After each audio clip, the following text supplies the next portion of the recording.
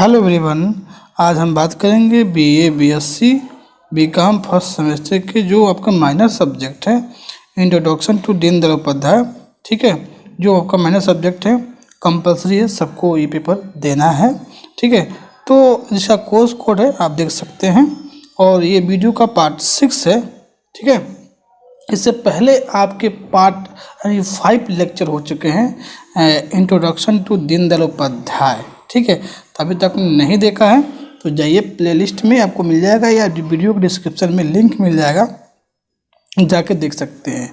ये वीडियो, इस वीडियो से आपको MCQ प्लस सब्जेक्टिव दोनों, अगर बाय द वे आपको सब्जेक्टिव पूछा था सब्जेक्टिव भी आप कर सकते हैं और MCQ तो पूछा ही जाएगा, तो MCQ उसकी भी आपका इस वीडियो से तैयारी हो जाएगी। ठीक है, अगर आपका सब्जेक्टिव तैयार हो जाएगा तो। ठीक है, तो चलिए शुरू करते हैं, देखते हैं नेक्स्ट। इससे पहले हमने 5 पार्ट्स में यानी जो वीडियो का लेक्चर नंबर 5 था उससे आगे हम कंटिन्यू करेंगे। आइए देखते हैं।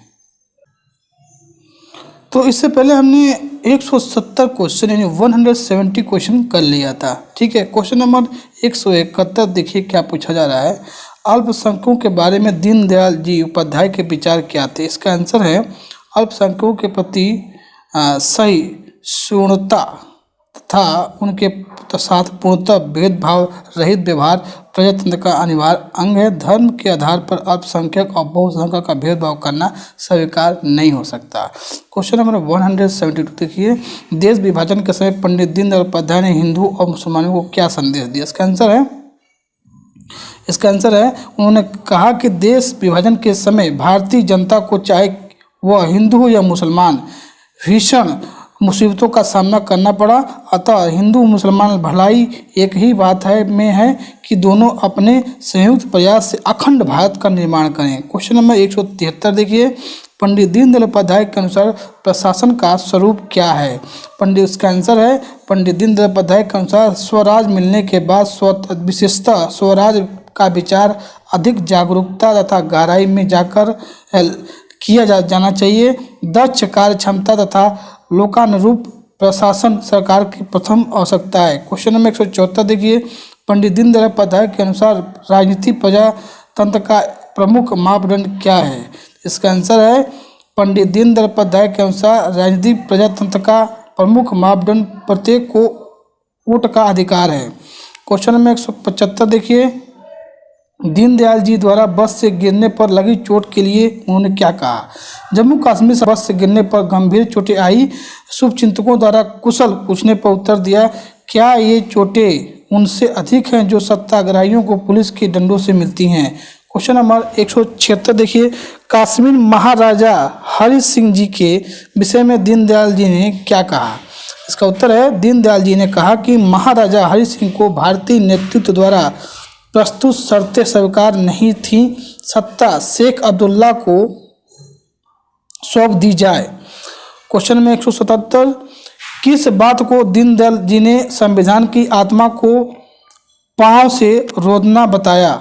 शेख अब्दुल्ला की अलग राज्य का ध्वज वह अपने लिए प्रधानमंत्री की मांग को लेकर केंद्र सरकार द्वारा स्वीकार कर लिया, तब दीनदयाल जी ने इसे संविधान की आत्मा को पांव से रोदना बताया।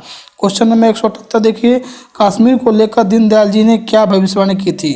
दीनदयाल जी ने 1952 में भविष्यवाणी की थी कि कश्मीर में अलगाववाद बढ़ेगा और पाकिस्तान का प्रतिरूप बनेगा। यह भविष्यवाणी सटीक साबित हुई। क्वेश्चन नंबर 179 देखिए, कश्मीर के लिए दीनदयाल जी ने क्या मांग की थी। 1952 में दीनदयाल जी ने मांग की थी कि एक अन्य राज्यों की तरह कश्मीर का भी भारत में पूरी तरह से विलय हो।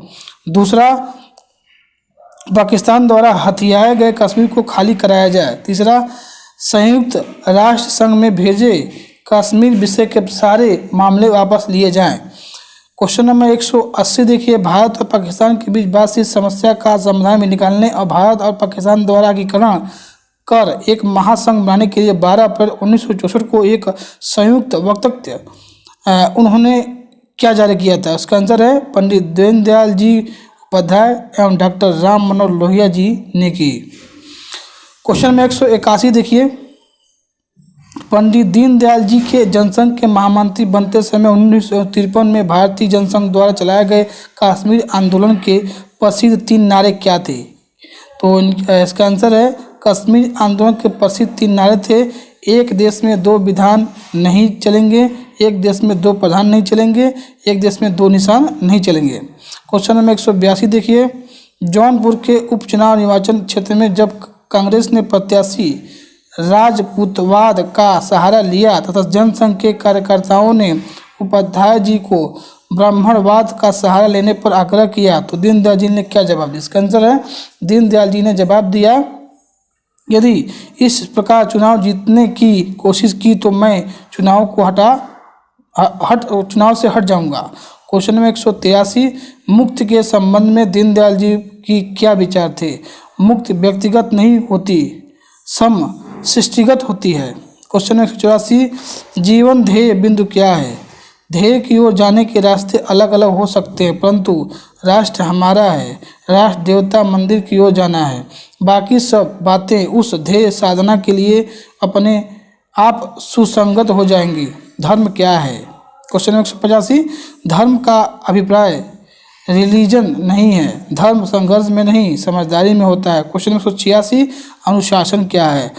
अंतःकरण की स्थिरता का अनुशासन का मानसिक रूप है। हमारे यहाँ अनुशासन शब्द में स्वतंत्र व्यक्ति का सूत्रबद्ध जीवन और समाधि में उसका विलीनीकरण दोनों का अंतर्भाव है। क्वेश्चन में 187, राष्ट्र कब मरता है? इसका आंसर है जब राष्ट्र की संस्कृति नष्ट हो जाती है तो वो मर जाता है। यूनान, मिस्र, रोम अपनी संस्कृति के नष्ट होने के कारण मर गए। क्वेश्चन नंबर 188, दीनदयाल जी के विद्यार्थी जीवन के साथी कौन थे? इन्होंने दीनदयाल जी के विचारों के आधार पर ग्रामोत्थान कार्यक्रम चलाए। इसका आंसर है भारत रत्न स्वर्गीय श्री नानाजी देशमुख। क्वेश्चन नंबर 189, नानाजी देशमुख ने दीनदयाल जी की सहज ईमानदारी की घटना क्या बताई?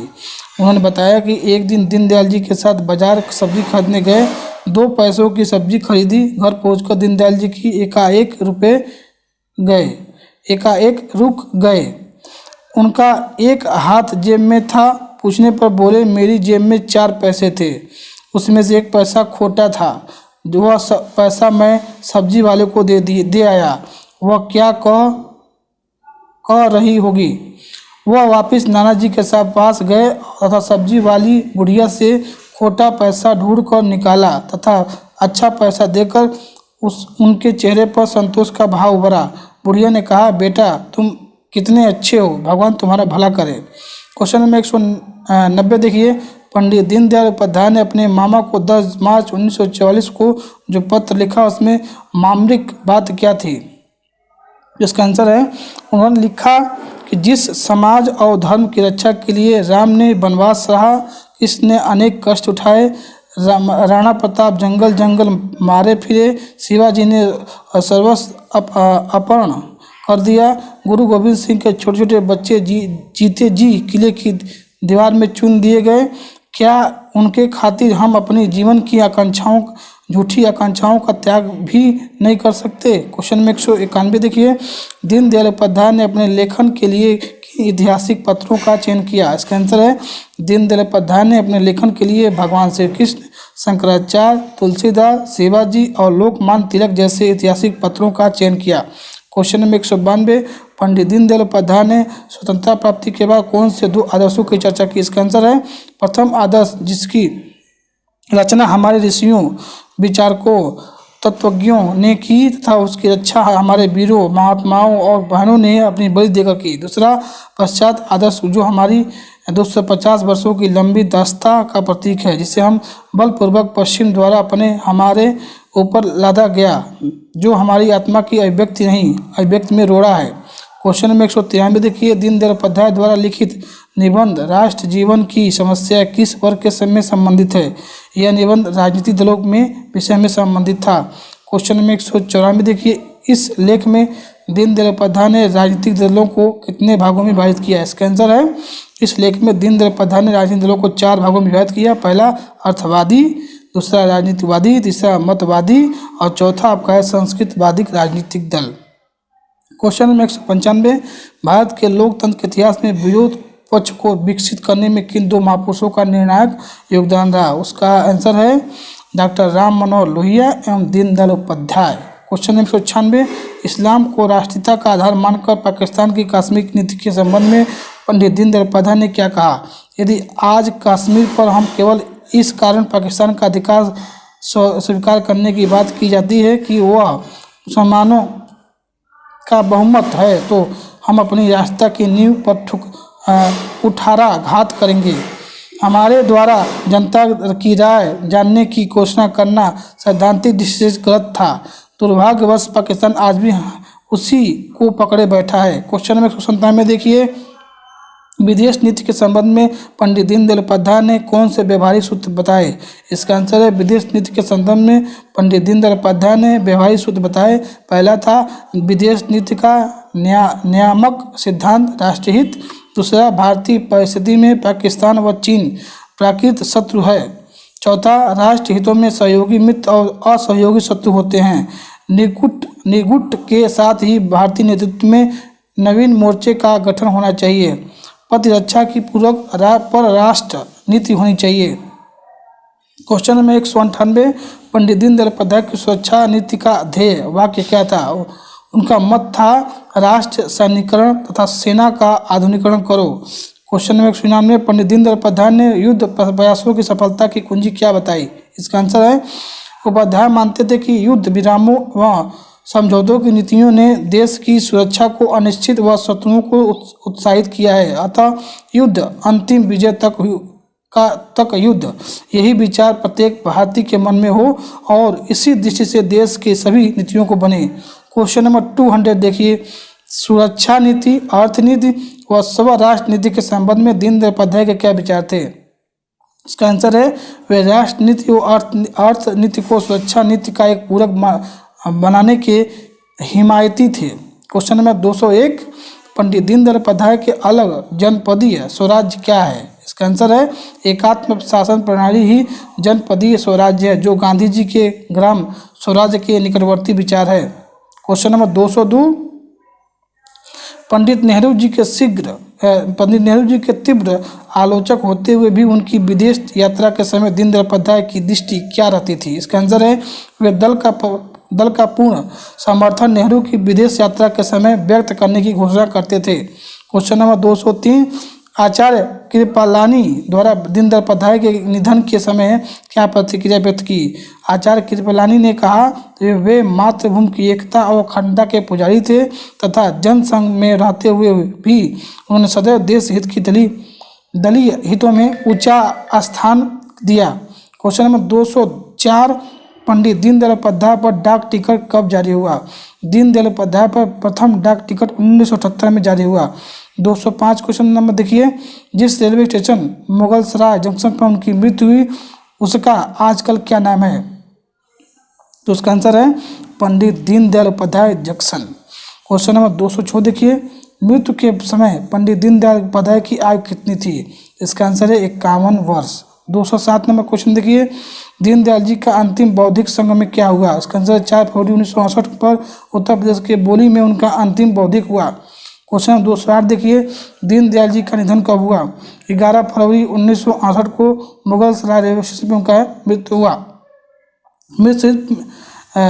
11 फरवरी 1968 को मुगलसराय रेलवे स्टेशन पर उनका मृत शरीर पड़ा मिला। क्वेश्चन नंबर 209 देखिए, पंडित दीनदयाल उपाध्याय राष्ट्रीय स्मारक राजस्थान में कहाँ है? इसका आंसर है पंडित दीनदयाल उपाध्याय राष्ट्रीय स्मारक राजस्थान में धनक्या जयपुर में है। क्वेश्चन नंबर 210 देखिए, पंडित दीनदयाल उपाध्याय राष्ट्रीय स्मारक धनक्या में क्या क्या दर्शाया गया है? इसका आंसर है वक्त स्मारक में पंडित दीनदयाल उपाध्याय जी के जीवन के विभिन्न प्रसंगों 3D, 2D और प्रिंट मीडिया में प्रदर्शित किया गया। क्वेश्चन 211 देखिए, पंडित दीनदयाल उपाध्याय राष्ट्रीय स्मारक धनक्या जयपुर का निर्माण किसने तथा कितनी लागत से करवाया? इसका आंसर है पंडित दीनदयाल उपाध्याय राष्ट्रीय स्मारक निर्माण राजस्थान धरोहर संरक्षण और प्रोन्नति प्राधिकरण राजस्थान सरकार ने वित्तीय प्रशासनिक स्वीकृति प्राप्त कर लगभग 10 करोड़ रुपए की लागत से बनवाया। क्वेश्चन 212 देखिए, स्मारक निर्माण के समय धरोहर संरक्षण और प्रोन्नति प्राधिकरण के समय अध्यक्ष और राजस्थान के मुख्यमंत्री कौन थे? स्मारक के निर्माण के समय धरोहर संरक्षण प्रोन्नति प्राधिकरण के अध्यक्ष श्री आकार सिंह लखावत थे एवं मुख्यमंत्री श्रीमती वसुंधरा राजे थी। क्वेश्चन नंबर 213 देखिए, दीनदयाल जी के निधन के समय किस ट्रेन में यात्रा कर रहे थे?